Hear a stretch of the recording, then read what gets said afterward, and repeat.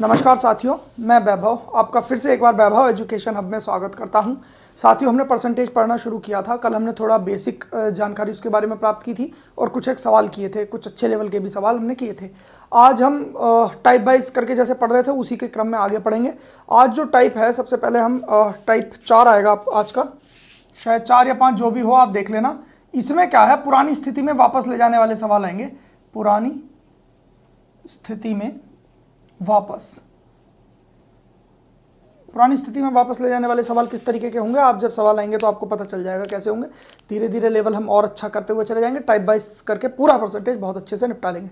एक छोटा सा और बात बता दे रहा हूँ आपको कि बराबर में काम चल रहा है हमारे घर के, तो थोड़ी बहुत अगर साउंड का इशू हो, जैसे आवाज़ आए बाहर से कुछ, तो उसे नेगलेक्ट कर देना, ठीक है।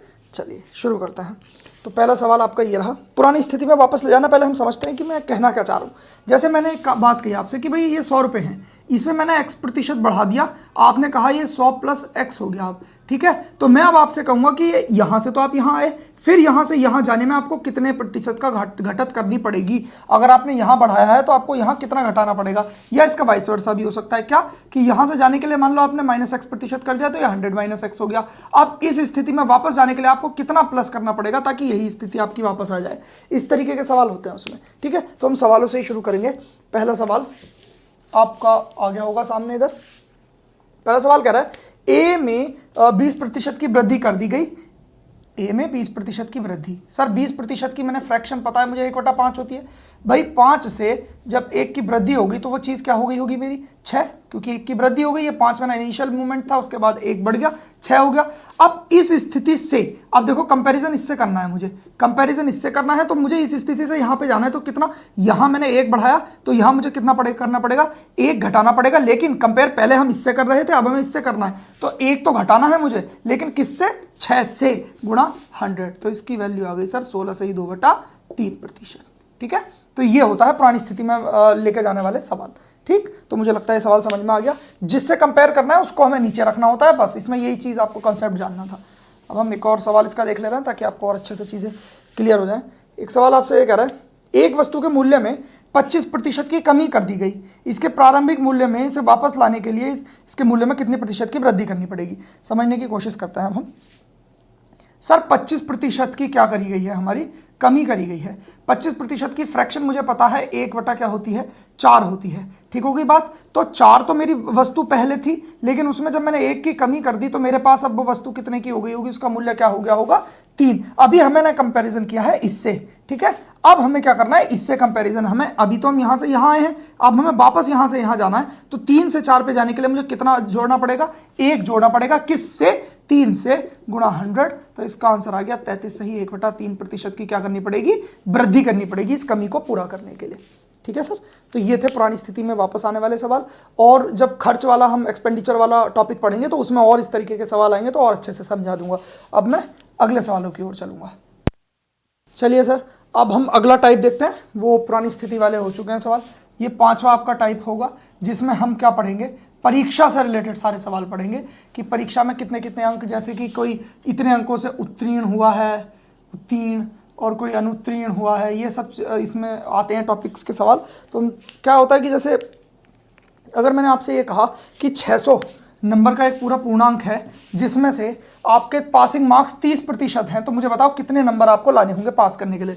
तो आपने कहा सर जो भी होता है मेरा 100% एक वैल्यूज होती है, पूरी जो पूरे मार्क्स होंगे वो 100% होंगे, मुझे 30% लाने होंगे। मैंने आपको पूर्णांक दिया है 600, तो ये जो 100% जो कि पूर्णांक है, टोटल अंक है, तो वो 100% की ही वैल्यू होगी। तो 1 की वैल्यू 1% की यहाँ से वैल्यू निकालूंगा तो कितनी निकलेगी मेरी, आप कहेंगे सर 6 निकलेगी, सीधे सीधे 00 से 00 कट जाएगा। मुझे पासिंग मार्क्स चाहिए और पासिंग मार्क मेरे 30% है, तो मुझे 30% की वैल्यू चाहिए। दोनों तरफ में 30 से क्या कर दूंगा, गुणा। तो 30% की वैल्यू क्या जाएगी, 36 18 180 नंबर उसके क्या होंगे, पासिंग मार्क्स होंगे, ठीक है सर। तो ये होता है, इस तरीके के सवाल इसमें आएंगे। हम सवालों से मैं आपको और अच्छे से चीज़ें क्लियर करूंगा। ये सिर्फ इसका बेसिक था, मैंने आपको बता दिया। अब देखते हैं सवाल अपने, सवाल क्या क्या कह रहे हैं, हम सवाल समझने की कोशिश करते हैं। एक परीक्षा में एक परीक्षार्थी को उत्तीर्ण होने के लिए 36% अंक की जरूरत है, सॉरी 36% अंक की जरूरत है, ठीक है। वह व्यक्ति 113 अंक लेकर आया और 85 अंकों से क्या हो गया, फेल हो गया, अनुत्तीर्ण हो गया। तो आपको बताना है उसके पूर्णांक कितना था, ठीक है सर। अब आप एक बात बताइए, यहाँ वो क्या हो रहा है, पास, मुझे इसे पास करने के लिए जब वो 113 अंक ला रहा है और 85 अंकों से फेल हो रहा है, तो मैं अगर उसको 85 अंक और दिला दूं इसमें, तो वो क्या हो जाएगा, पास। तो ये आपके क्या हो जाएंगे, पासिंग मार्क्स। जब मैं इसको जोड़ दूंगा तो ये हो जाएंगे पासिंग मार्क्स। और प्रतिशत में ये पासिंग मार्क्स किसके बराबर है, 36% के। तो मुझे यहाँ से सवाल समझ में आ गया कि जी जो 36% है, इसका मान 113 अंकों से ला रहा था, तो वो 85 अंकों से फेल हो रहा था, तो मैंने 113 अंक तो उसको दिए, साथ में ये 85 अंक और जोड़ दिए, तो वो क्या हो गया, पास हो गया एकदम। और पास का मान मेरा कितना है प्रतिशत में, 36%। और मुझसे पूछा है पूर्णांक, और पूर्णांक कितना होता है हमेशा 100%। ठीक है, तो मैंने जब इसको जोड़ा तो मेरा आया 198, मतलब कि ये आ गया 198। जो पासिंग प्रतिशत था वो था 36%, जो पासिंग मार्क्स थे वो थे 198। तो 36% की वैल्यू 198 दिए रखी है मुझे, पूर्णांक पूछा है, इसका मतलब मुझसे 100% की वैल्यू पूछी है। ठीक है, तो मैं इसको जब क्रॉस आउट करूंगा तो मैं 9 से कर लेता हूँ, 9 चौक 36 और 9 दूनी 18, 9 दूनी 18। अब मैं इसे 25 से इधर कर लूँगा गुणा, 25 से इसको इधर कर लूँगा, क्योंकि 25 चौका क्या हो जाएगा 100, 100% की वैल्यू मेरी कितनी आ जाएगी 550। ये मेरे क्या होंगे पूर्णांक, ये पूर्णांक होगा, यही मेरा क्या होगा आंसर। ठीक है, तो मुझे लगता है सवाल आपको समझ में आ गया होगा। भाई इतने अंक ला रहा था और 85 अंकों से फेल हो रहा था, तो मैंने 113 तो बुला ही रहा था, साथ में 85 और ऐड कर दिए तो वो पास हो जाएगा। और पासिंग का प्रतिशत कितना दे रखा है मुझे 36%, तो 36% का मान दे रखा है, 100% का मैंने निकाल दिया। ठीक है, तो मुझे लगता है कोई आपत्ति इस सवाल में नहीं होगी। इसी तरीके से हम और अच्छे लेवल के भी सवाल देखेंगे, इसमें बहुत बहुत अच्छे लेवल के सवाल बनते हैं परीक्षा वाले। ठीक है, अच्छा अगला सवाल देखते हैं हम। एक विद्यार्थी को पास होने के लिए 42% अंकों की जरूरत पड़ती थी। 42% अंकों की जरूरत थी सर उसको, 42% अगर वो अंक लिया था तो क्या हो जाता, वो पास हो जाता। ठीक हो गई बात। अच्छा, अंकों की जरूरत थी, वह 28% अंक लाया और 52 अंकों से फेल हो गया। वो कितने प्रतिशत अंक लाया साहब, 28% अंक लाया, लेकिन वो 52 अंकों से फेल हो गया। अगर ये 52 अंक और वो ले आता तो वो क्या हो जाता, ओवरऑल पास हो जाता, अगर इतने नंबर उसके आ जाते तो। ठीक हो गई बात। पास होने के लिए उसे कितने अंकों की आवश्यकता थी, पास होने के लिए कितने अंकों की आवश्यकता थी, मतलब इस 42% की वैल्यू मुझसे पूछी है। आप समझने की कोशिश करो, जब वो 42% अंक ला रहा था, मैंने इसे पहले एक्स से करने की कोशिश करूंगा, फिर आपको शॉर्ट बताऊंगा इसका भी। भाई मैंने माना उसके टोटल अंक एक्स थे। ठीक है, जब वो एक्स का 42% ला रहा है तो वो पूरा पूरा पास हो रहा है। ठीक होगी बात। अच्छा, यही पासिंग मार्क्स मेरे किसके बराबर हैं, जब वो एक्स का 28% लाए और उसमें कितना ऐड कर दे 52, जो कि पासिंग मार्क्स है मेरे। ठीक होगी बात। तो जब x का 42% ये हो गया, ये भी तो मेरे पासिंग मार्क्स ही हैं और ये भी मेरे पासिंग मार्क्स है, मैंने दोनों वापस में बराबर कर दिए। अब मैं इसको सॉल्व करूंगा तो देखो, इसको जब मैं इधर लेके आऊंगा तो मेरा क्या बनेगा, x का 14/100, क्योंकि देखो 42/100 होगा, ये 28x/100 होगा। जब इसमें से इसको घटाऊंगा तो 14x/100 बचेगा, जिसकी वैल्यू मुझे 52 दी हुई होगी। जब मैं इसको क्रॉस काटूंगा तो यहाँ से मुझे x की वैल्यू कितनी मिल जाएगी, 2600, क्योंकि 52 4 कट जाएगा, 2600/7। ये मेरे टोटल मार्क्स हैं। अब मैं इसको सॉल्व नहीं करूंगा, ये मेरे टोटल मार्क्स हैं x की वैल्यू, लेकिन मुझे चाहिए पासिंग मार्क्स।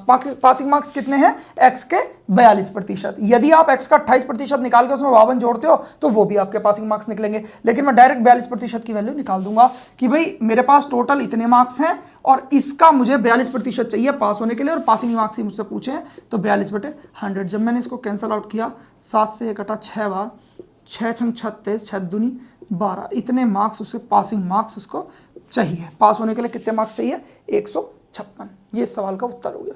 ये तो था वाइड तरीका बराबर करने का, एक्स मान के कि भाई इतने अंक लाया, इतने अंकों में भी पास हो रहा था, इतने अंकों में भी पास हो रहा था, मैंने दोनों को क्या कर दिया बराबर। ये सिंपल था।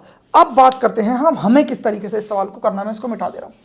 ठीक है सर, हमें किस तरीके से करना है सवाल को।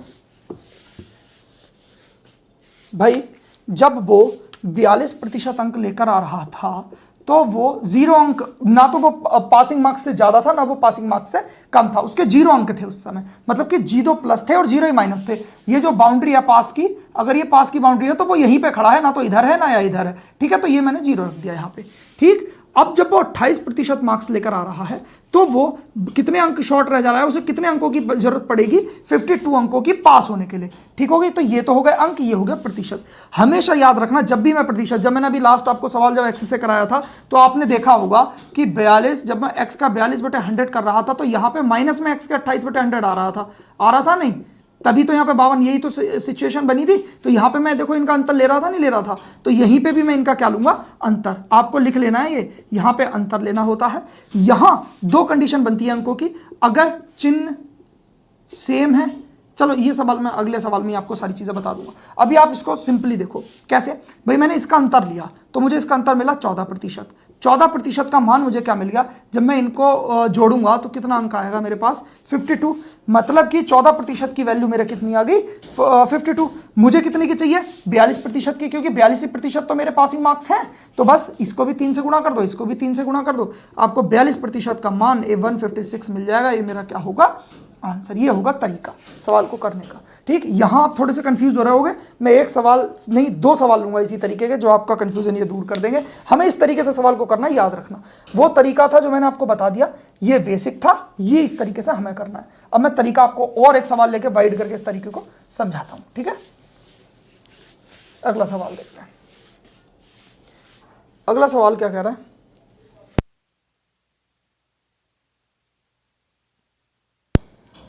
अगला सवाल कह रहा है एक विद्यार्थी 22% अंक लेकर आया और 34 अंकों से फेल हो गया। देखो ये है एक बाउंड्री, ये बाउंड्री है पास की। उसको पास होने के लिए कितने प्रतिशत अंक चाहिए, एक तो 22% अंक लेकर आ रहा था, लेकिन वो 34 अंकों से फेल हो रहा था। अगर मैं उसे 34 अंक और दिला देता तो वो क्या हो जाता, सीधे इस बाउंड्री पर पहुंच जाता।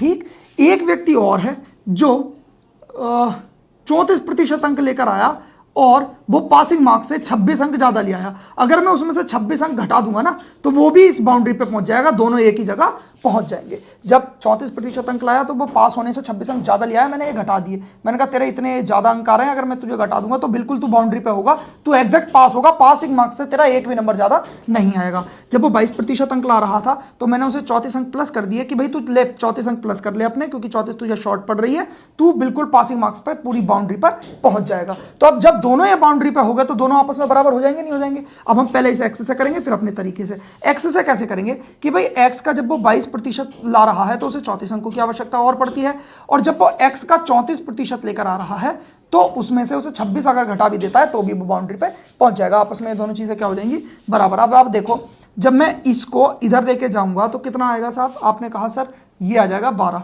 ये 12x/100 आ जाएगा। जब मैं इसको इसमें से घटाऊंगा, इधर प्लस है, इधर जाके माइनस में हो जाएगा। सेम वही चीज़ करूंगा, ये 34 प्लस के 26 माइनस के इधर आके क्या हो जाएगा, प्लस, तो ये हो जाएगा इतना। ठीक है सर। अच्छा, 12x की वैल्यू 60, जब मैंने इसको काटा तो ये आ गया। x की वैल्यू कितनी आ गई सर, 500। ये है आपके पूर्णांक, आपका x का मान आ गया, पूर्णांक जो कि पूछा था आपसे 500 आ गया। हमसे सवाल पूछे थे टोटल मार्क्स, टोटल मार्क्स पूछे तो ये 500 आ गया मेरा, और मुझसे पूछे पासिंग मार्क्स कितने होंगे। तो पासिंग मार्क्स कितने इजी से आप बताओगे, आप कहोगे सर जब उसके 500 नंबर आए हैं, 500 में 500 का 22% निकाल के 34 जोड़ दो, वही तो इसके पासिंग मार्क्स होंगे।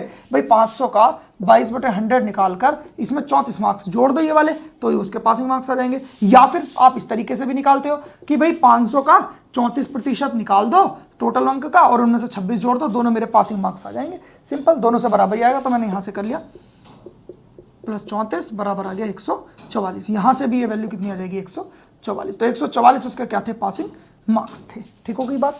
तो ये सवाल था बेसिक से, ये दोनों चीज़ें हमने बराबर रख के करी। अब हम करेंगे इसे अपने तरीके से, हम कैसे करना होता है, अब हम अपने तरीके से देखेंगे। ठीक हो गई बात।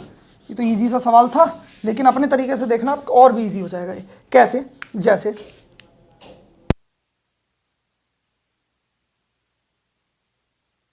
हाँ तो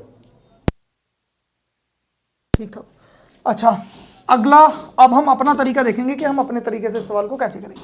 सर अब जब आप 22% अंक ला रहे थे तो आपको 34 अंक और चाहिए थे प्राप्त होने के लिए, प्लस का साइन आ गया। लेकिन यदि आप 34% अंक लेकर आ रहे थे तो आपको कितने अंक चाहिए थे, सर आपको 26 अंक आप ज्यादा लेकर आ रहे थे। अगर मैं माइनस के 26 भी कर दूं तो आप एग्जैक्ट पास हो जाएंगे। इसे 34 अंक की जरूरत है, इसमें से अगर मैं 34 अंक निकाल दूंगा तो दोनों ये सेम स्थिति में पहुंच जाएंगे, बाउंड्री पर पहुंच जाएंगे। ये कोई शॉर्ट ट्रिक नहीं है, ये अभी जो आपने किया है उसी का करता धरता है वो। वहां उसे आप देखना जब आप एक्स से कर रहे थे, और इसे देखना, इतनी सी भी सिमिलरिटी नहीं है, सॉरी इतना सा भी डिफरेंस नहीं है, सारा सिमिलर है। तो उसी चीज को हमने शॉर्ट बना दिया, यही शॉर्ट ट्रिक कहलाएगी। अब इधर क्या, आपने पीछे देखा था जब मैं एक्स में से घटा रहा था तो एक्स के 34% में से एक्स का 22% घटा रहा था। यहां भी मुझे क्या लेना है, इसका अंतर लेना है, इधर की साइड का। इधर का आपको याद रखना है, जब साइन होंगे विपरीत, विपरीत अगर हमारे पास साइन होंगे इसके तो हमें हमेशा क्या करना है, योग याद रखना आपको। और समान अगर साइन होंगे इसके, समान साइन अगर होंगे तो क्या करना है, अंतर इधर की साइड का अंकों का, ये आपको याद रखना है। याद रखने की वैसे जरूरत तो कुछ नहीं है, आप पहले वो वाला तरीका देखना जो एक्स से बेसिक से चलता है, तो आप खुद अंदाजा लगा पा रहे होंगे कि जब प्लस का दोनों के डिफरेंट साइन होते हैं तो हमें योग करना पड़ता है, समान साइन होते हैं तो अंतर करना पड़ता है। वहां से देखना आप और यहां आके इंप्लीमेंट करना, तो आपको बहुत जल्दी शॉर्ट ट्रिक आ जाएगी। तो अब ये अंक है मेरे पास, इनका जब डिफरेंट साइन है, देखो यहाँ पे मुझे प्लस की जरूरत पड़ रही थी, यहाँ पे माइनस की, आप चिंता मत करो। अगर इसमें आपको समझ में नहीं आता तो मैं एक समान साइन वाला सवाल लूंगा, आप बिल्कुल भी दिक्कत मत लो। आप देखो जब मैं इधर अंतर लूंगा तो जब मैंने इसका अंतर लिया क्या आ गया सर, 12% आ गया। ठीक है, इस 12% की वैल्यू मेरी क्या, अंतर लेना है मुझे, ये नहीं देखना कि कौन सा बड़ा है, ये बड़ा है, ये बड़ा है, मुझे अंतर से मतलब है, मुझे माइनस प्लस से मतलब नहीं है। यहां मुझे क्या करना है, क्या है, विपरीत अगर साइन है तो मुझे क्या करना है, योग। अब देखो यहाँ प्लस है यहाँ माइनस है, विपरीत साइन है तो मैंने कर लिया योग। ठीक है, 12% की वैल्यू 60 आ गई, मैंने यहाँ से 100% की वैल्यू निकालूंगा तो कितनी आ जाएगी, 500, क्योंकि देखो 1% की आ जाएगी 12 पंजे 60, 100% की आ जाएगी 500। तो टोटल मार्क्स जो मेरे पास पूर्णांक आ गया वो कितना आ गया, 500। कितना इजी सा सवाल था, वहां हम इतना एक्स का झमेला ले रहे थे, यहाँ पे हमें सिंपली दो मान रखने और आंसर निकालना। ठीक, अब आपसे क्या पूछ रहा है, पासिंग मार्क्स। तो भाई पासिंग मार्क्स निकालने का दो तरीके होते हैं, एक तो क्या वही वाला कि भैया 500 अंक लेकर आएगा, 500 का जब 22% लाएगा तो उसमें 34 जोड़ दूंगा, ये मेरे क्या हो जाएंगे, पासिंग मार्क्स हो जाएंगे। एक तरीका तो ये है। दूसरा तरीका क्या है, जैसे आपका 1 का मान 5 निकल आया, 1% का मान 5 निकल आया, तो आप यहाँ से क्या है 22% का मान निकाल दो। भाई 22% का जब मैं मान निकालूंगा, दोनों तरफ 22 से गुणा करूंगा, 22% का मान कितना आ जाएगा सर, 110, और इसमें 34 जोड़ दूंगा, 144। इस सवाल का क्या आ जाएगा आंसर। एक तरीका ये है। यदि आप ये इसका पूर्णांक नहीं निकाल, आप इस सवाल में तो मैंने दोनों चीज़ें डाल दी, पूर्णांक भी पूछ लिया आपसे और इसका पासिंग मार्क्स भी पूछ लिए। देखो पूर्णांक बताना होता तो यहाँ से डायरेक्ट बता देता, यदि मुझे पूर्णांक नहीं पूछा होता तो मैं सीधे इतना सा सवाल करता कि भाई 1 का मान जब मेरा 5 आ गया तो मैं 22 का मान निकाल दूंगा। जो 22 का मान निकालूंगा मतलब कि 110 जब मार्क्स आ जाएंगे तो उसमें 34 मार्क्स और ऐड करने पड़ेंगे, तब वो उसके क्या बन जाएंगे, पासिंग मार्क्स। मुझे वो सवाल इस तरीके से करना। ठीक है, तो मुझे लगता है ये सवाल समझ में आ गया होगा, बहुत अच्छे से समझाया है मैंने। अब अगला सवाल, एक समान चिन्हों वाला सवाल ले लेते हैं जो आपको कंफ्यूजन ना रहे। ठीक है सर, अगला सवाल है, एक विद्यार्थी 30% अंक लाकर 20 अंकों से फेल हो गया। भाई 30% जब उसके अंक आए तो क्या हुआ, अब मैं बेसिक से नहीं कर रहा, बेसिक से आप खुद लगा के देखना इस सवाल को, आपको बहुत अच्छे से आ जाएगा। जब वो 30% अंक ला रहा था तो वो 20 अंकों से फेल हो रहा था, मतलब कि उसे 20 अंकों की और जरूरत थी पास होने के लिए, बाउंड्री पर पहुंचने के लिए। इस वाली ये जो पास की बाउंड्री है यहाँ पहुंचने के लिए। अच्छा, एक और व्यक्ति था जो 32% अंक ला रहा था और 15 अंक उससे फेल हो रहा था। भाई उसे भी कितने अंकों की जरूरत थी, 15 अंकों की जरूरत थी। ठीक होगी बात। तो जब हम इधर हमने देखा तो इधर तो हमेशा अंतर लेना है 2%। मुझे इसमें बताना क्या है सर, इसमें मुझे पूर्णांक बताना है, तो 2% हो गया।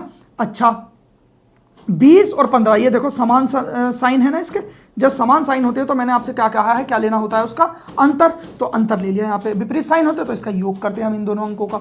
ठीक है, जब 2% की वैल्यू मेरी 5 आ गई, मुझे 50 से गुणा करके मुझे 100% मतलब कि पूर्णांक बताना है, तो 100% पूर्णांक होता है, इसका मान आ गया 250, ये मेरा क्या आ गया आंसर। ठीक हो गई बात। ये थोड़ा सा इशू हो रहा होगा आपको, आवाज़ में इधर काम चल रहा है तो इसको नेगलेक्ट कर देना, पढ़ने पे ध्यान देना। ठीक होगी बात। तो ये हो गया, ये देखो समान साइन आया तो यहाँ पे। अच्छा ये क्यों हुआ पता है, हम ये शॉर्ट ट्रिक नहीं है, ये वही तो है जो हमने सीखा है। भाई हमने क्या सीखा है, हमने सीखा है कि जब x का 30% वो कोई व्यक्ति अंक लेकर आ रहा है तो उसे 20 अंकों की और आवश्यकता पड़ेगी, तब वो बाउंड्री पर पहुंचेगा। अच्छा एक चीज और है, अगर वो x का 32% लेकर आ रहा है तो उसे 15 अंकों की आवश्यकता है, किस चीज के लिए, पास होने के लिए, बाउंड्री पर पहुंचने के लिए। तो ये दोनों मैंने बराबर रख दिए। अब देखो x का 30% है, ये x का 32%, ये प्लस का उधर जाके माइनस का हो जाएगा, तो x का क्या आ जाएगा 2% बराबर। देखो ये इधर प्लस का है 15, इधर जाकर क्या हो जाएगा माइनस के 15, तो 20 में से 15 गया तो क्या आ गया 5। यहां इसमें से ये मैंने घटाया है ना, देखो दोनों साइन समान थे नहीं थे समान साइन, बस यही वाली चीज मैंने यहां की है। अगर ये साइन जैसे मान लो 1 15 है, ये माइनस का होता तो दोनों का देखो दोनों सेम हो रहे हैं, जब ये 15 इधर लाता तो ये जुड़ जाता। बस ये साइनों का यही फर्क है, ये यहाँ पे आपको देखना है। ठीक है नहीं, तो ये यही से ये वाली चीज़ों से ही चल के ये x को हटा के हमने नेगलेक्ट करके बस इतनी सी छोटी सी शॉर्ट ट्रिक बना दी। बनी हुई कहाँ से है, यहाँ से, इसी का शॉर्ट रूप ये है। ठीक है, तो मुझे लगता है ये सवाल भी आपका क्लियर हो गया होगा। बहुत अच्छे से हमने ये सवाल कर लिए हैं, मुझे लगता है सारे ही परीक्षा वाले अब जो भी सवाल हैं आप कर लेंगे अच्छे से। अब हम एक आध सवाल और परीक्षा का ले रहे हैं जो थोड़ा सा हटके है। 180 में से 30% अंक प्राप्त किए एक परीक्षा में, एक प्रश्न पत्र में, मतलब कि एक प्रश्न पत्र था जिसमें 180 अंक में से उसने 30% अंक प्राप्त किए। ठीक हो गई बात। दूसरे प्रश्न पत्र में 150, ये पूर्णांक है, ये क्या है, पूर्णांक है। पूर्णांक में से 150, 180 में से 30% अंक प्राप्त किए, 150 में से उसने, ये नहीं पता x प्रतिशत अंक प्राप्त किए हैं, यही मुझसे पूछा है। जबकि वो दोनों में मिलाकर, कुल मिलाकर दोनों में परीक्षाओं में मिलाकर, ये दोनों परीक्षा अगर मैं मिला दूंगा तो मेरी कितनी हो जाएगी, 330। इसका वो कितना प्रतिशत ला रहा है, 50%। तो मुझे इस x प्रतिशत का मान बताना है। ठीक है सर, ये मुझसे सवाल में पूछा गया। पहले मैं देखता हूँ इसके तरीके से, फिर मैं तुम्हें अपना तरीका बताऊंगा। ठीक है, सबसे पहले तो मैंने देखा कि जब वो 180 का 30% लेकर आ रहा है, क्योंकि ये प्लस ये बराबर यही तो बनेगा, है कि नहीं, ये प्लस ये बराबर ये बना है, बस इसी तरीके से करना है। जब 180 का 30% निकाला है मुझे, तो क्या मिला, 54 प्लस 150 का x बटे 100 मैंने निकाला, और बराबर इसका 330 का 50% निकालेंगे, जो निकलेगा 165। ठीक हो गई बात। यहाँ से आप समझने की कोशिश करो, ये 2 से ये 3 बार कट गया। ठीक है, ये 54 इधर प्लस का उधर जाके माइनस में पहुंच गया, तो 3x बटे 2 बराबर हो गया 165 में से जब मैं 54 घटाऊंगा तो 111 आ जाएगा। इस 3 से ये 37 बार कट जाएगा, x की वैल्यू आ गई 74%। ये सवाल का क्या आ गया, आंसर। ठीक है सर, x की जगह 74% अंक लाएगा, तभी वो दोनों में मिलाकर 50% अंक ला पा रहा होगा दोनों प्रश्न पत्रों में। ये था किताबी तरीका। अब हम अपने तरीके से देखेंगे वो कैसे करते हैं। भाई 180 का कितना प्रतिशत ला रहा है, 30%। 150 का मुझे नहीं पता कितना लेके आ रहा है, ठीक है, और 330 का वो कितना ला रहा है, 50%। मैं इसको रेशियो बनाऊंगा। पहले मैंने इसका रेशियो बनाया तो 0 से 0, तो देखो तीनों के कट गए, सभी के कट गए। ये 3 से 6 बार कटा, ये 3 से 5 बार कटा, और ये 3 से 11 बार कटा। ठीक है सर, 6 तिया 18, 180 प्लस यहाँ जो भी होगा ये बराबर आएगा कितने, 11 पंजे 550 के। ये जो भी चीज़ होगी, ये मैंने 5 से गुणा करा होगा इस संख्या को, ये जो भी चीज़ होगी, क्योंकि देखो 6 से भी 30 को गुणा किया, तो 5 से भी इस बॉक्स में अगर मान लो x है तो यहाँ मैंने x से गुणा की होगी। ठीक है, तो यहाँ से 5x का मान क्या आ जाएगा, 550 में से जब आप 180 को घटाओ, अब क्या हो जाएगा, 550 में से 180 को मुझे घटाना पड़ेगा, जहाँ से 5x की वैल्यू मेरी 300 कितनी आ जाएगी, 370 आएगी या 390 देख लेना है। 15 में से ये 7 ही आएगा, फिर ये आ गया। तो यहाँ से x की वैल्यू निकालूंगा, जब 5 से इसको भाग करूँगा तो क्या आ जाएगा, 74%। ये सवाल का क्या आ जाएगा, उत्तर। ठीक है सर, मुझे लगता है ये सवाल आपको बहुत आसानी से समझ में आ गया होगा, कोई इसमें आपत्ति आपको नहीं हुई होगी। तो इस तरीके से हमें करना है। ये तरीका हो सकता है आपको अभी समझ में ना आया हो, ये आपको रेशियो में समझ में आएगा, क्योंकि ये सारी चीज़ें मैं आपको रेशियो में भी बताऊंगा। रेशियो और प्रतिशत जो है ना चैप्टर, वो इंटर रिलेटेड करके हैं चीज़ें। क्या होता है कि कुछ सवाल अगर मैं रेशियो में होता तो वो प्रतिशत के आ जाते उसमें, तो वो आप नहीं समझ पाते। तो इन चीज़ों को आपको वेट ही करना पड़ेगा समझने के लिए। अब वो प्रतिशत करा रहा हूँ, रेशियो का चीज़ आ गई तो वो चीज़ आपको समझ में नहीं आएगी, क्योंकि रेशियो मुझे शुरू से लेकर चलना है। ठीक है, तो आप परेशान मत हो, अभी आप इसको इस तरीके से देख लो, उसके बाद में जब रेशियो पढ़ाऊंगा तो उसको और अच्छे से आपको एक्सप्लेन कर दूंगा। तो परीक्षा से रिलेटेड मुझे लगता है सारे सवाल हमने कर लिए हैं, अब आपको कोई आपत्ति नहीं आएगी। और यदि आती है तो आप इंस्टाग्राम पे DM कर सकते हैं, लिंक डिस्क्रिप्शन में है, या फिर आप टेलीग्राम पे ग्रुप है जुड़ा हुआ, वहाँ भी जुड़ सकते हैं, और साथ में कमेंट बॉक्स में भी लिख सकते हैं, आपको सेटिस्फैक्टरी आंसर दिया जाएगा। अब क्या करेंगे हम, अब हमारा जो अगला टाइप आता है, टाइप 6 या टाइप 7 जो भी होगा, वो टाइप होगा आपका आय से रिलेटेड चीज़ें। वो 6 टाइप है। अब 6 टाइप के भी बहुत सारे तरीके हैं। एक 6A पढ़ेंगे हम, जिसमें हम पढ़ेंगे आय से रिलेटेड डायरेक्ट सवाल जो आएंगे कि भाई डायरेक्ट तुम्हारी आय में से इतना कट रहा है, इतना नहीं कट रहा। एक B होगा जो आय से रिलेटेड इनडायरेक्ट सवाल आएंगे, और एक आएगा 6 टाइप, 6 का C टाइप आएगा, जो डिपेंड करेगा आय बराबर जो आपने पढ़ा होता है खर्च प्लस बचत वाला फॉर्मूला, उससे रिलेटेड उस पे सवाल आएंगे। तो ये तीनों सवाल, ये बहुत बड़ा टॉपिक होगा आय वाला, तो हम इसे 3 तरीकों में, 3 पार्ट्स में डिवाइड करके पढ़ेंगे। बहुत छोटे छोटे से एक सवाल से समझ लेंगे आप, कोई दिक्कत नहीं है। सबसे पहले हम 6A जो आय का डायरेक्ट वाला होता है, आय से जो डायरेक्ट रिलेशन वाला सवाल होता है, हम वो वाले सवाल करेंगे। किस तरीके के होते हैं सवालों से ही समझ लेते हैं। जैसे पहला सवाल आपको क्या दिया हुआ है, पहला सवाल आपको दिया हुआ है कि 40% मशीनों पर, मतलब एक व्यक्ति है जो अब अपनी कमाई का 40% खर्च करता है मशीनों पर। ठीक है सर, ये वाले सवाल हैं वो आयो का है। ठीक है, अच्छा 40% मशीनों पर खर्च कर रहा है, 25% भवन पर, भवन निर्माण पर, अच्छा 15% खनिज पर, और सर आपसे कह रहा है कि वो 5% अपना खर्च करता है फर्नीचर पर। तो आप बचत जो बची इसकी, इन सब के बाद जो बचत बचा रहा है वो 522000 इतने की उसे क्या हो रही है, बचत हो रही है। आपसे पूछिए उसकी आय बताओ। ये देखो डायरेक्ट आय का सवाल था, आय में से ये सारी चीज़ें डिडक्ट करके बचत बता देनी है। ठीक, अब इस सवाल को हम कैसे करते हैं। आप समझने की कोशिश करो। जो आय होती है वो मेरी कितनी होती है, हमेशा 100%। आय से ही मेरी यहाँ पे एक खर्च होगा और यहाँ पे एक बचत। ये फॉर्मूला मुझे पता है, यही बनकर आया होगा। बचत का मान मुझे दे रखा है। अब आप समझने की कोशिश करो, जब इन्होंने कहा है आय का, इन्होंने ये नहीं कहा शेष राशि का, वो इनडायरेक्ट सवाल में पहुंच जाएगा। तो आपको देख लेना है कि भाई 40% मशीनों पर, 25% भवन पर, 15% खनिज पर, 80 तो यही हो गया, 5 ये, मतलब ओवरऑल उसने 85% क्या हो गया, खर्च कर दिया। अब आपको पता है जो आय होती है मेरी वो 100% होती है। 100 में से उन्होंने अगर 85 खर्च कर दिया तो बचत कितनी करी होगी, 15% की। और इसी 15% का मान मुझे कितना दे रखा है, 52200। बस, तो ये जो 52200 जो वैल्यू है, ये 15% की वैल्यू है। मुझे कितने की, 100%। आय की वैल्यू पूछिए तो मुझे 100% का मान बताना है, तो मैं कैसे बताऊंगा। 5 से 15% की वैल्यू इतनी है, तो मैंने 3 से इसको काटा तो 5% की वैल्यू क्या आ गई, 3 1 3, 3 7 21 और 3 चौक 12, ये आगे 00। मुझे वैल्यू कितने की चाहिए, 100% की, क्योंकि मुझे आय पूछी है। तो इसे भी मैंने 20 से गुणा कर दिया, इसे भी मैंने 20 से गुणा कर दिया, तो 100% का जो मान आ गया मेरा, वो आ गया 4 दूनी 8, 7 दूनी 14 और ये, ठीक है सर, ठीक। ये 30, ये इस सवाल का क्या आ गया सर, उत्तर। मुझे लगता है ये सवाल आपको बहुत आसानी से समझ में आ गया होगा। ये मैं इस तरीके से करता हूँ। एक तरीका और, कैसे, 52200 जो वैल्यू है वो 15 की है और मुझे कितने की बतानी है, 100 की बतानी है। ये जो है ये शॉर्ट वे है लिखने का, और ये इस सवाल को करने का लॉन्ग वे है, मतलब इतनी सी कैलकुलेशन को करने का बता रहा हूँ। तो मैं डायरेक्ट आने वाले सवालों में इस तरीके से लिखूंगा, तो कोई आपको आपत्ति नहीं होनी चाहिए। आपको अगर कोई आपत्ति इस चीज़ में हो तो आप इस तरीके से कर लो, ठीक है। तो मुझे लगता है सवाल समझ में आ गया होगा। एक ये डायरेक्ट आय से सवाल हो गया। अब एक इनडायरेक्ट आय से। इनडायरेक्ट आय से कैसे होता है मैं बताता हूँ। अब ये 6 का बी आ जाएगा, हम इसको बदल दे रहे हैं।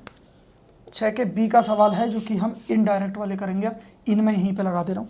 इनडायरेक्ट वाले सवाल किस तरीके के होते हैं आप देखो, पहले आप देखो, आपको समझ में आ जाएंगे। सवाल कर रहा है, एक व्यक्ति अपनी आय का 20% भोजन पर खर्च करता है।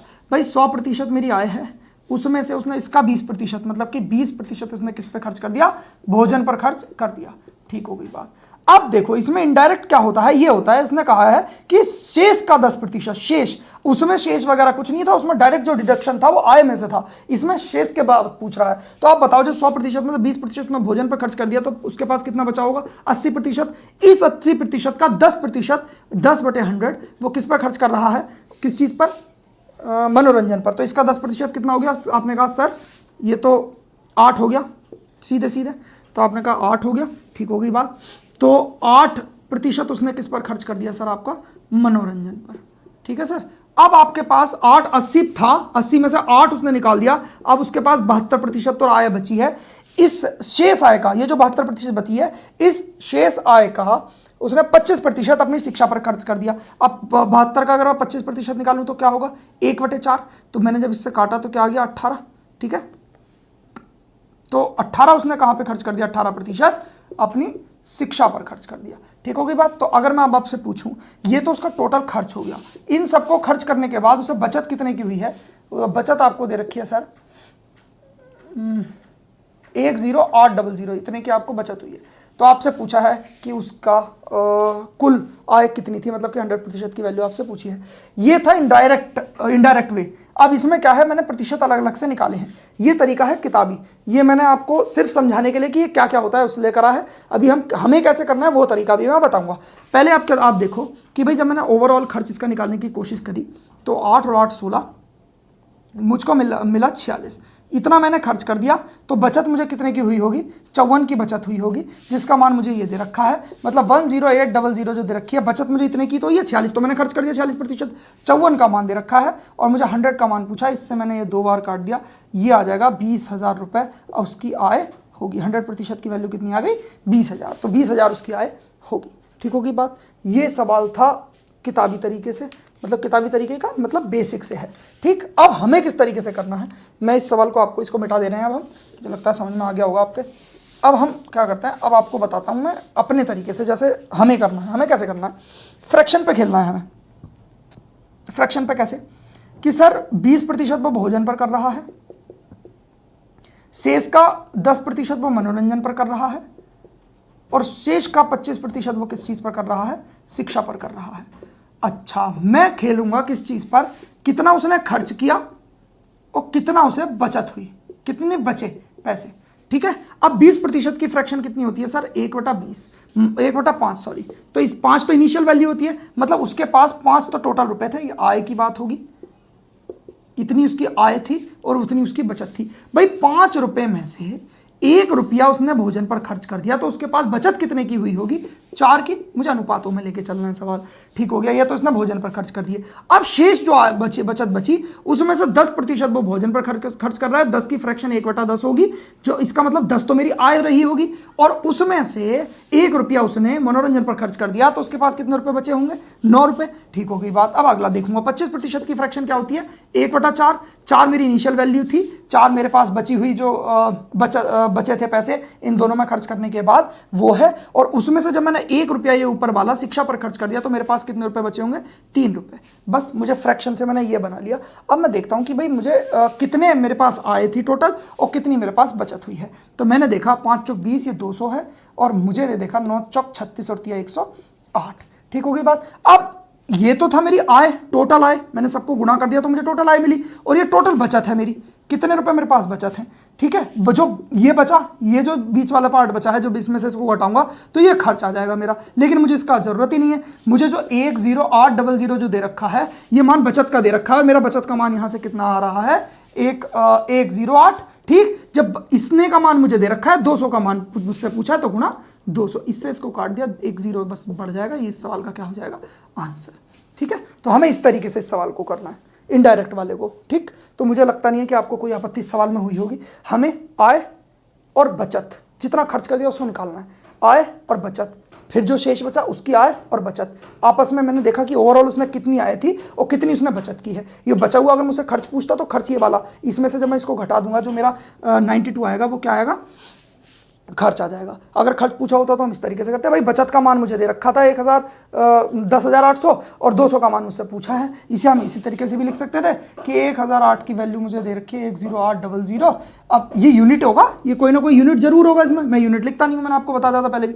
तो 1 का मान कितना आ गया, 10, मुझसे 100, और मुझसे 200 का मान पूछा है, तो दोनों तरफ मैंने 200 से गुणा कर दी, तो 200 यूनिट की वैल्यू कितनी आ गई, 20,000। ये मेरा आंसर, ये मैंने डायरेक्ट लिख दिया था इतने से वे में, और ये आपको समझाने के लिए हो गया इतना बड़ा।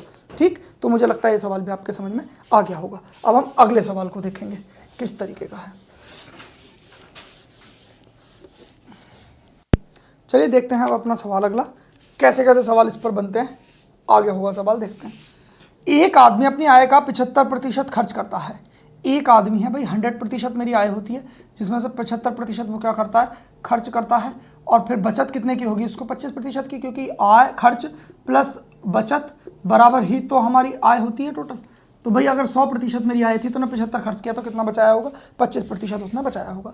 ठीक है, अब वो कह रहा है यदि उसकी आय 60% बढ़ जाए, ये 60% बढ़ जाए, उसका खर्च 70% से बढ़ जाए, ये 70% से बढ़ जाए, तो उसकी बचत में क्या होगा, घटत होगी या वृद्धि होगी, कितने की होगी, वो आपको बतानी है। ठीक है, पहले बेसिक से करेंगे, फिर तरीके से करेंगे जैसे हमें करना है। अच्छा, कैसे भाई, भाई 100 रुपये था, 100% मेरे पहले थी, और 75 खर्च था मेरा, और 25 मेरी बचत थी।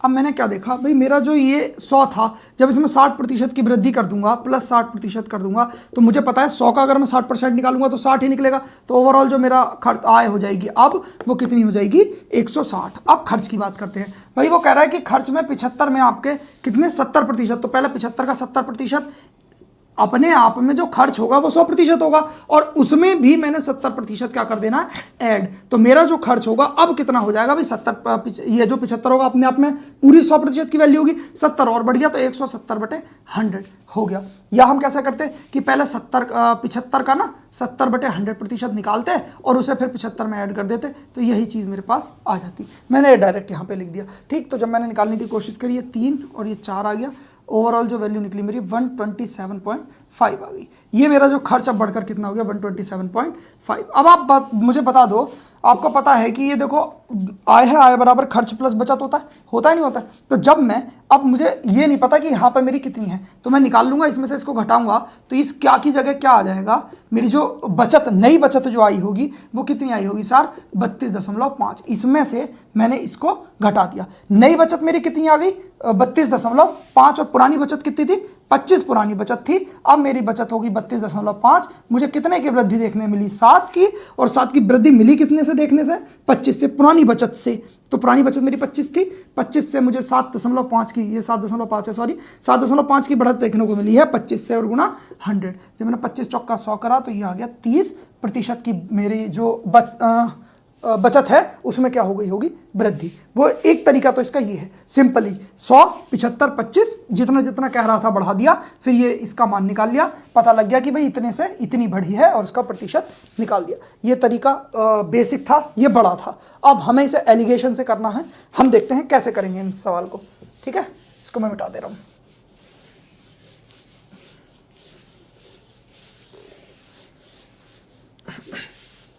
एलिगेशन से कैसे करना है आपको देखना है, यहाँ खर्च होगा, यहाँ आपकी बचत होगी, और बीच में यहाँ पे क्या होगी आपकी आय। ये होगी वृद्धि से रिलेटेड चीज़ें, जितनी जितनी इसमें वृद्धि या कमी करी गई होगी ये उसके बारे में मुझे लिखना है। सबसे पहले क्या होता है, आप एलिगेशन को समझेंगे, पहले मैं इसी के थ्रू आपको एलिगेशन थोड़ा सा बता दूंगा, फिर आपको एक तरीके से रट लेना है ये तरीका। जब हम एलिगेशन पढ़ेंगे तो वाइड करके चीज़ों को पढ़ेंगे। ये जो चैप्टर्स होते हैं आपस में इंटरकनेक्ट होते हैं। अगर मान लो आपको इसमें अगर मैं कुछ चीज़ तरीके से बताना चाहूँ तो आपको पहले एलिगेशन आना चाहिए। एलिगेशन पढ़ाने चला जाऊँगा तो उसमें कुछ प्रतिशत तक आ जाएगा जो आपको नहीं पता होगा, तो हमें इन चीज़ों में क्या कॉम्प्रोमाइज़ करना पड़ता है। ठीक है, तो अभी आप इसको देख लेना, सिर्फ करने का तरीका जान लेना, जो बेसिक से अच्छे से जो हम बताएंगे वो बताएंगे एलिगेशन में। तो हम कैसे करना है, सबसे पहले तो आपको वो देखना है भाई, खर्च और बचत। सबसे पहले मुझे मतलब होता है इनका अनुपात निकालने से।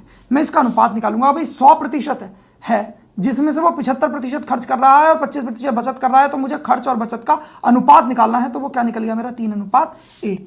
ठीक है, तो यहां मैंने लिख दिया 3:1। ये पहले लिख देना है मुझे अनुपात। फिर मुझे लिखना है कि खर्च में मेरे कितने प्रतिशत की वृद्धि हुई, तो आपने कहा सर खर्च में 70% की वृद्धि हुई। और बचत में कितने प्रतिशत की वृद्धि हुई, आपने कहा सर ये हमें दिया हुआ नहीं है। मैंने कहा आय में कितने प्रतिशत की वृद्धि हुई, तो वो आपको बीच में रख देना है, आपने कहा 60% की वृद्धि हुई। बस अब आपको क्या करना है, देखो इनका अंतर यहाँ लिखना है और इनका अंतर यहाँ लिखना है, बस सिंपल सी बात है भाई। देखो एक बात याद रखना, जब मैं इसमें से इसे घटा दूंगा ना, तो अगली संख्या इसमें से मुझे इसको घटाना पड़ेगा। ये बस आप ध्यान रखो, एक बार देख लो बस। अच्छा 70 में से जब मैं 60 घटाऊंगा, इनका अंतर कितना आ जाएगा, 10 आ जाएगा। अब ये जो वैल्यूज होती है ना, जो यहाँ पे आती हैं, वो इस अनुपात में आती हैं जो इनका अनुपात ऊपर दिया होता है, 1 और 3 के अनुपात में आ जाएंगी। 1 का मान 10, तो 3 का मान यहाँ पे क्या आया होगा, 30 आया होगा। अब मैंने अभी क्या करा था, 70 में से 60 को घटाया था। अब जो भी मैं घटाऊंगा 60 में से मैं कितना घटाऊं कि मुझे 30 मिल जाए, तो आप कहोगे सर 30 घटाना पड़ेगा, तो वही 30% आपकी बचत में क्या हुई होगी, बढ़ोतरी हुई होगी।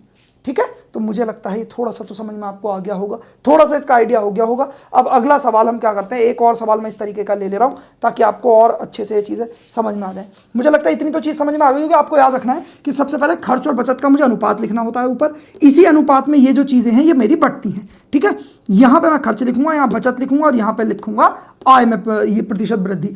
मेरे खर्च में 70% की वृद्धि हुई है, आय में 60% की, मुझे इसकी निकालनी थी। पहले मैंने ये निकाला और फिर ये निकाला और इसमें से इसको घटा दिया, ये मेरा उत्तर आ गया। ठीक है, तो मुझे लगता है सवाल समझ में आ गया होगा। इस तरीके से हमें करना है। मैं एक सवाल और इसी तरीके से आपको बता देता हूँ, 1-2 सवाल और करा के, ताकि आपको अच्छे से मेथड आ जाए। अगला सवाल कह रहा है कि एक आदमी अपनी आय का 80% खर्च कर रहा है। आप बताओ 80% जब वो आदमी खर्च कर रहा है तो 20% बचा रहा होगा, ये तो उसका खर्च है, और ये क्या है, इसकी बचत। ठीक है, इसका अनुपात मैंने निकालना है, तो अनुपात निकलेगा 4:1, ये निकल जाएगा। अच्छा, अब वो कह रहा है कि खर्च में 35% की बढ़ोतरी हो रही है, खर्च में 35%, सॉरी आय में 35% की बढ़ोतरी हो रही है, और खर्च में 37.5। भाई खर्च में 37.5, मैंने आपको स्ट्रक्चर बताया था, यहाँ मुझे खर्च, यहाँ मुझे बचत, बीच में मुझे आय लिखनी है। 37.5% की वृद्धि मुझे खर्च में हो रही है, मुझसे बचत में वृद्धि पूछी है, और मुझे जो आय है, आय में वृद्धि दे रखी है 35% की। ठीक होगी बात। तो आप देखो यहाँ मुझे इसमें से इसे घटा देंगे तो मेरा क्या मिलेगा, 2.5 5 मिलेगा। बस इस एक का मान 2.5 दे रखा है, तो 4 का मान कितना आ जाएगा भाई, एक का मान इतना, 4 का मान, दोनों को 4 से गुणा करूंगा तो 5 चौका 100, ये आ गया 10। अभी मैंने क्या किया, इसमें से इसको घटाया है, अब मैं इसमें से इसको घटाऊंगा, तो क्या ऐसी संख्या लूं जो घटाऊं जो कि मेरा पास क्या मिले, मुझे 10 मिले। तो आपने कहा सर 25 को घटा दो, यही फिर क्या होगा मेरा 25% का ही क्या होगा आंसर। मेरी बचत कितनी बढ़ी होगी, 25%। ठीक है, तो मुझे लगता है इस सवाल का उत्तर ये भी समझ में आ गया होगा। बस उसी तरीके से करना है, यहाँ मुझे अंतर लेना है, आपको याद रखना है। ऐसा नहीं करना कभी कि आप जैसे यहाँ 10 लाना है आपको, तो यहाँ 25 की जगह आप 45 कर लो, नहीं। क्यों, जब मैंने अभी इसमें से इसको घटाया है, तो अब मैं इसमें से इसको घटाऊंगा। हमेशा बार बार इस बीच वाली संख्या को नहीं घटाना है मुझे, एक बार इसको घटाना है और एक बार इसमें से घटाना है किसी को। ठीक है, तो अभी जब हम पहले इसमें से इसको घटा चुके हैं, तो अब मुझे यहाँ पे 25 ही लिखना पड़ेगा, क्योंकि अब मुझे इसमें से इसको घटाना है। मान लो यहाँ पे, जैसे मान लो एक संख्या मैं आपको 40 ले लूँ और यहाँ पे मैं आपसे 20 ले लूँ, यहाँ मैं आपसे 60 ले रहा हूँ।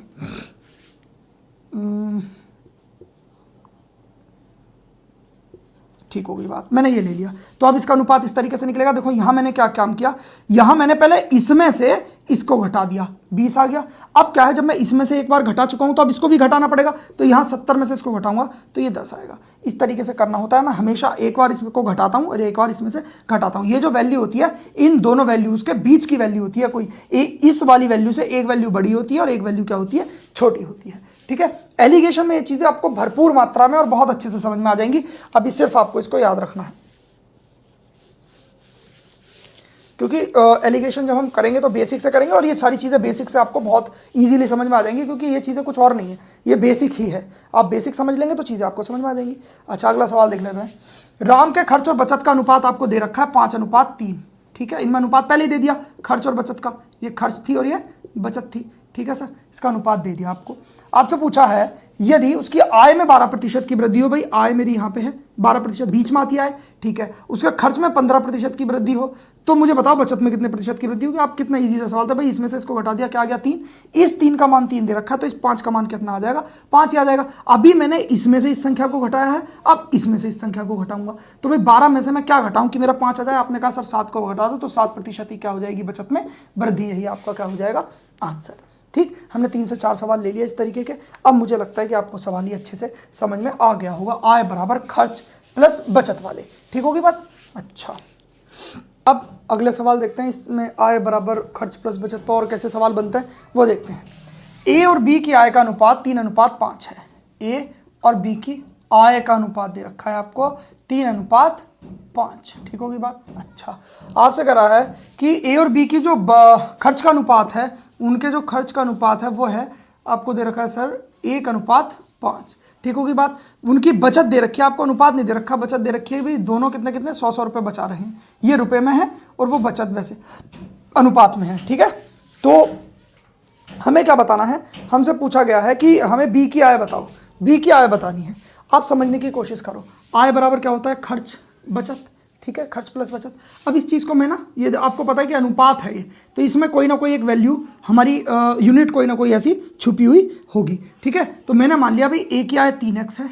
ठीक है, और बी की आय कितनी है, 5x है। अब मुझे अनुपात ये दे रखा है, अगर मैं क्या करूंगा, अगर मैं एक काम करता हूं, इसका अनुपात बना लेता हूं कि भाई 3x में से मुझे क्या करना है, जब मैं 3x में से इसकी बचत, क्योंकि ये देखो अगर मैं 2 वेरिएबल्स इसके बना लूंगा ना, तो 2 वेरिएबल बना लूंगा तो सवाल सॉल्व करने में बहुत ज़्यादा दिक्कत आ जाएगी। मुझे एक ही वेरिएबल रखना है और सवाल को सॉल्व करना है। कैसे कर पाऊंगा कि भाई ये 3x है, इसमें से जब मैं एक की आय में से एक की बचत मैंने घटा दी, तो मुझे क्या मिल जाएगा, इसका खर्च मिल जाएगा।